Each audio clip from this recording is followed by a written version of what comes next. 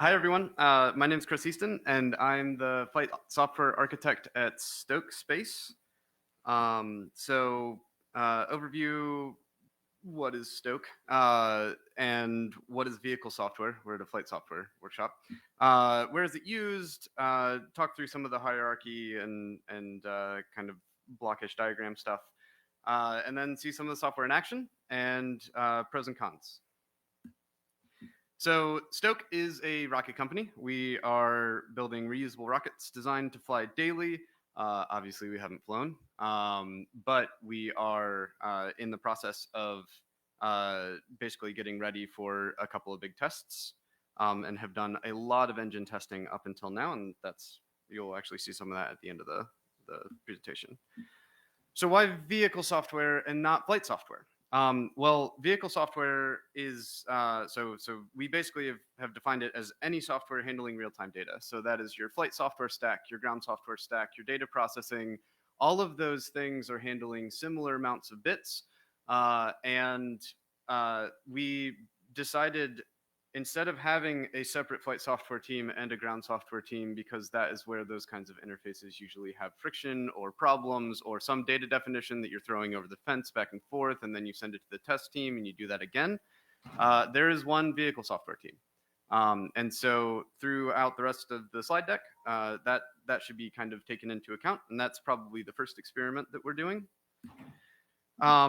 So what is vehicle software, right? So when you really condense down what I think at least most of our software is doing, you sample data, you do some control logic, you output some actions, and you ship data. And then you do it again and again and again and again. And so what do you need as what do you have as actual constraints for this? You need it to be robust. We're flying rockets with this. We have a distributed and isolated system, so we are using this on our test stand with multiple different test stands. We are using this between ground and rocket, and then when the rocket flies away, it needs to be an isolated system that's able to fly away. We have human and computer input, so we have the need for sequences as well as humans in the loop clicking valves. We have it needs to be highly flexible, and you'll actually see why it needs to be so flexible in a little bit. You're running somewhere in the 20 to 100 hertz range as far as your cycle loop timer. You are sampling data up to 100,000 hertz from a sensor perspective. You're shipping a couple hundred megabits per second of data back to your ground system. And for us, the other kind of experiment that we're running is we want this everywhere. So it's the same exact stack for software dev, for hardware dev, for acceptance test, for test ops, and for launch ops. And so I think the two barriers that we're really trying to kind of mesh together here is, one, you no longer have a split in the software team between flight software, ground software, test software, whatever.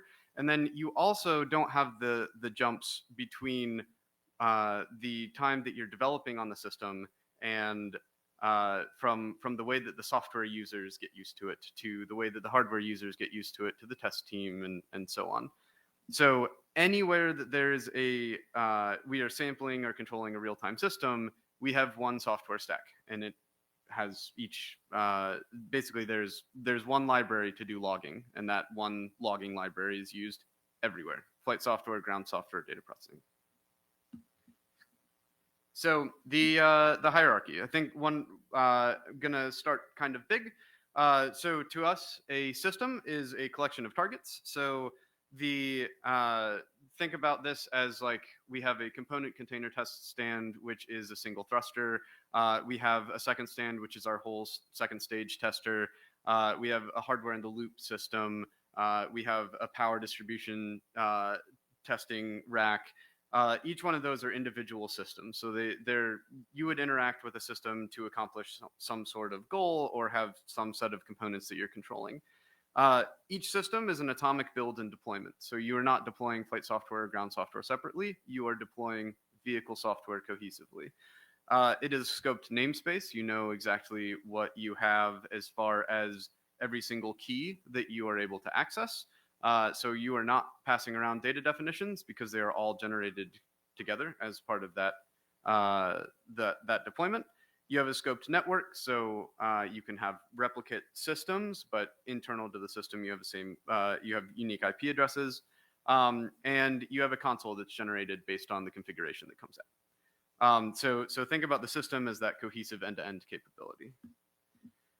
So internal to the system, you have a target. So a target is a input, process, output, ship, right? So you have an n number of flight software targets, usually 1 or 2 ground software targets, and then all of that is going out to your console or your data processing pieces. But each target that you can see, I need to do, well, there we go. Nope, yes. So each target here, here, and here is running the same source code, but with potentially different configurations. So you have a key value store for each target.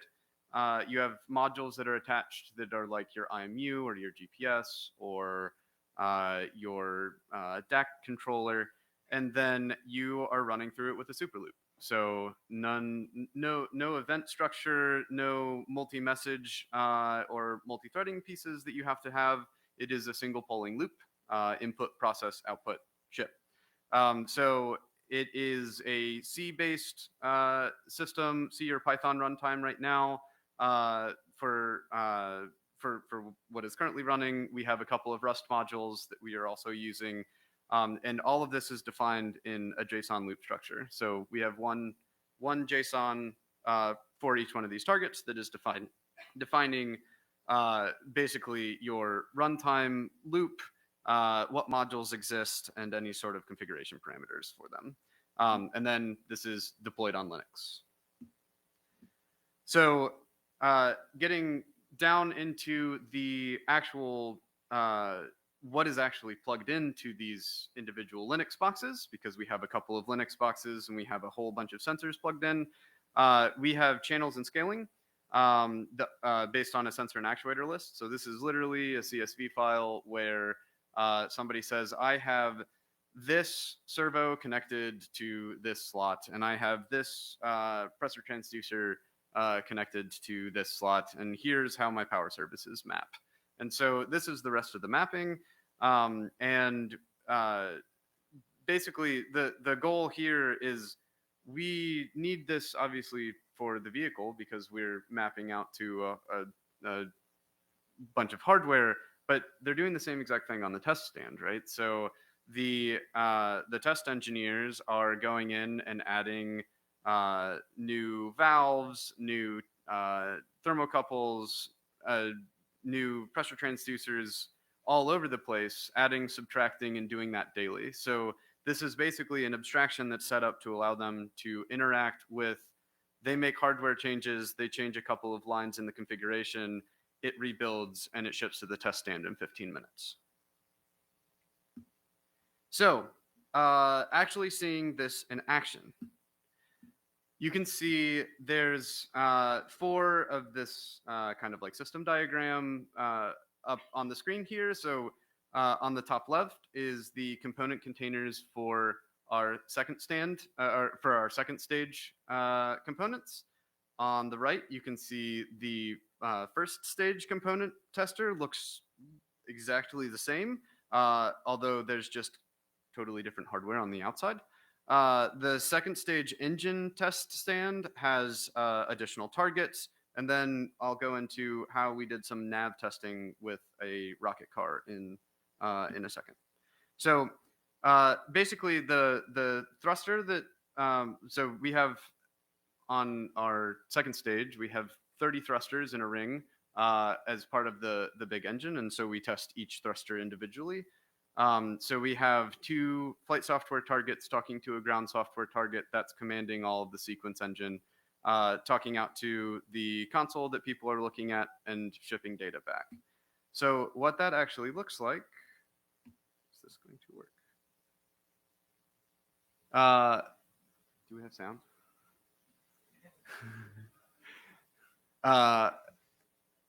Well, you can imagine. Yeah. So this is a 30-second test of an acceptance test of an individual thruster in our component container. Oh, yes. Always helps. Is it on? So basically, we built this up with the test team. They are the things that are running the actual thruster are it's the same exact software stack on the same exact hardware. So same flight computer, same DAX, and same ground software, same sequence engine, same console that we're planning on using for flight. So we spent some time and got all of this working, and then we said, okay, we have totally different hardware. We want to do an aux preburner, not a thruster, and let's go build that test stand. Well, there's a whole lot of hardware work that goes into that because you have totally different tanks, you have totally different setup in general. But the software change was 4 hours to have a completely different system. Three of them were building the console page so that you could actually see what was going on, and one of them was checking the configuration. So this one sadly does not actually have sound. So, but basically, this was our first aux preburner test in December. So they did an enormous amount of work went into this from the test team and from the engine side, just to get to the point where you can actually activate this for the turbopump. And from a software perspective, we were able to just lift directly from one component container to another. So the second stand is our stage test, like full engine, so 2 turbopumps. Right now it's 15 thrusters in a ring, all going, you know, full blast. And you have both ground equipment and you have what the vehicle is actually thinking is going to be controlling the engine controller basically on board.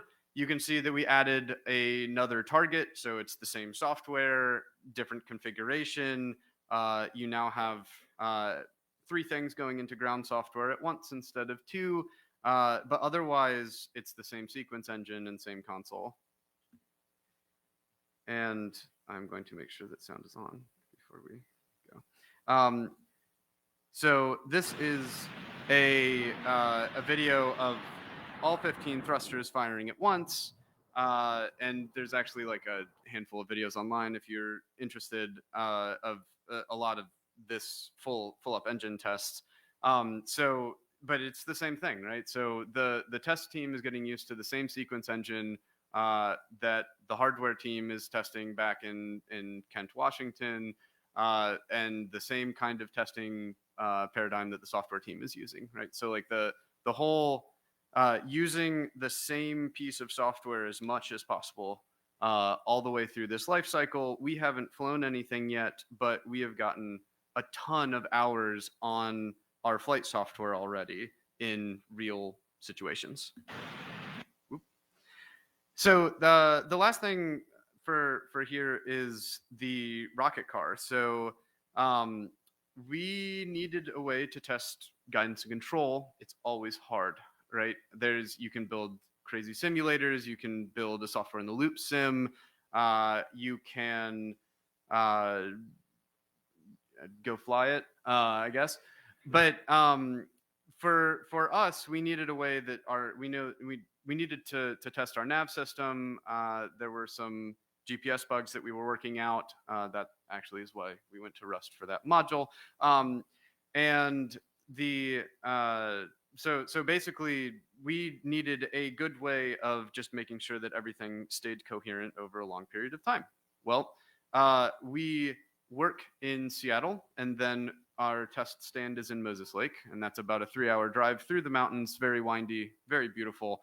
Why not take our avionics, shove it in the back of a car, put the antenna out the roof, and then run this. So basically, what we ended up having is, sorry, there's no great video on this, but basically, flight software was running like normal, like it will on the vehicle. We took the ground software, and instead of having a server running it because it's just another target, just put it on one of the flight software boards. So we had localized ground software and flight software, a distributed system of two. We, instead of having a console, we have a command line interface that we just log in. And so you can see there's a laptop there where we are logged in command line, able to see all of our information, kick it off, close the trunk, drive out to Moses Lake, open the trunk, and be like, hey, okay, so what happened? So we downlink the logs through the same data processing system that we normally do, and we're able to see, oh, cool, we were able to get through most of the mountains, and we even found bugs, right? So that's one of the really cool things is when you are just standing there with your GPS is going to give you pretty consistent data. And whenever you're moving around with it a lot, sometimes you get some messages and sometimes you don't. And when you don't and you're expecting them, you get confused. So that was actually a super valuable test, and one of those things that, well, it's still the same hardware, the same software. We were able to do a live field test in a like super scrappy way. Okay, so pros and cons. So the two experiments here, right? One is that flight software and ground software team is the same, and the other is that everybody, no matter what, is going to be on the same software stack. And so the starting with the cons, at when you do that, your vehicle software team becomes the critical path to every user. Anybody that wants data, anybody that wants to run a test, anybody that wants to run a sequence, see your data, like deal with data processing products, all of that is going through your team, right? So it is a funneled. That is, you just will. You're always on call because you have 8 to 10 different like hardware in the loop sims or test stands or whatever going on, or the vehicle team needs something, and that's very difficult. You also have a superset of regulations, requirements, and verification. So your ground software, I mean, like, so we have the logger and it's the same in all places, right? Well, that logger has to stand up to being okay to be put on the flight side. And that means that you don't get away with a lot of the things that you normally would if it was like, oh, it's just a ground piece of equipment, it's fine.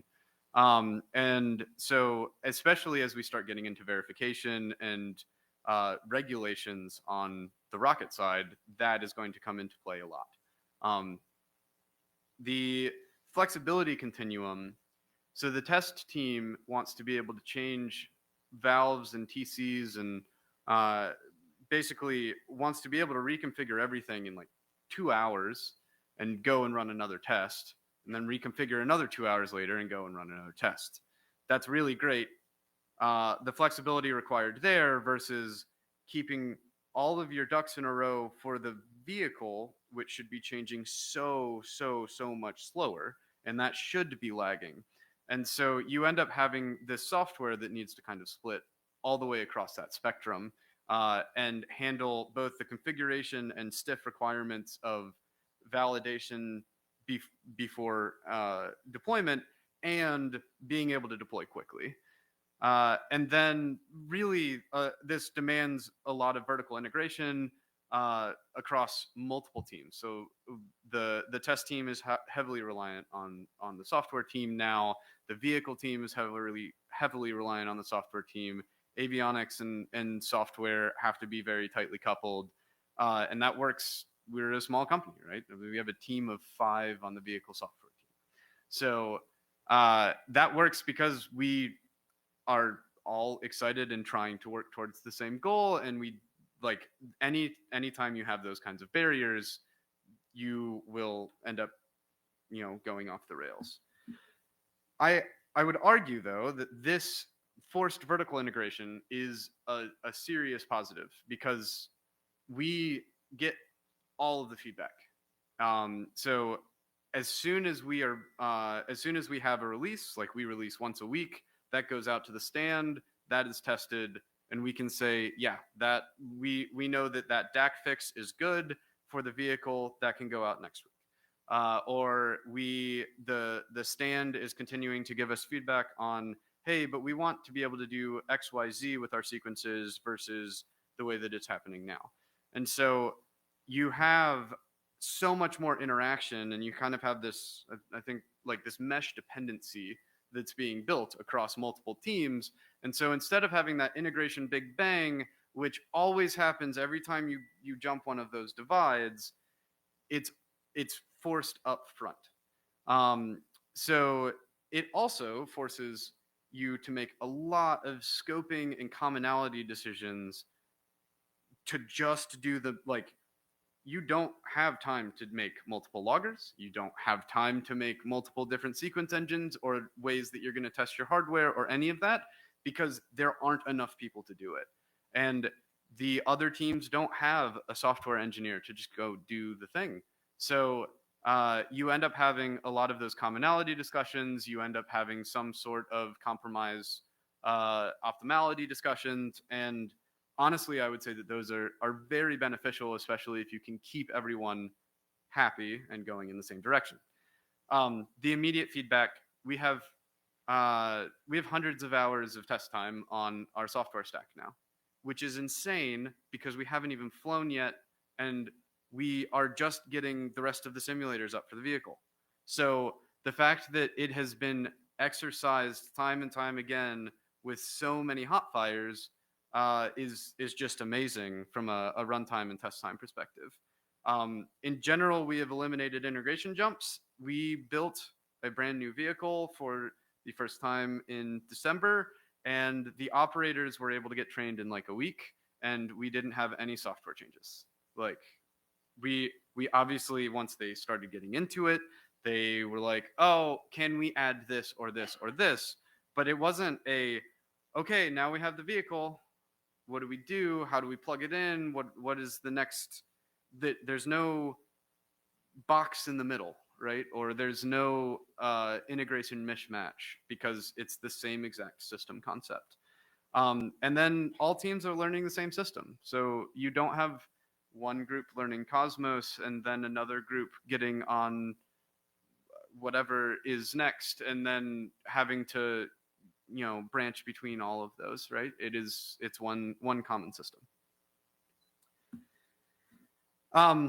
So that's my talk. In the words of everyday astronaut Tim Dodd, everything is something else. We're definitely embracing that on the software side. Please hit me up. I've been pretty active on the flight software Slack here, but happy to talk about any of that and general concepts. Thanks.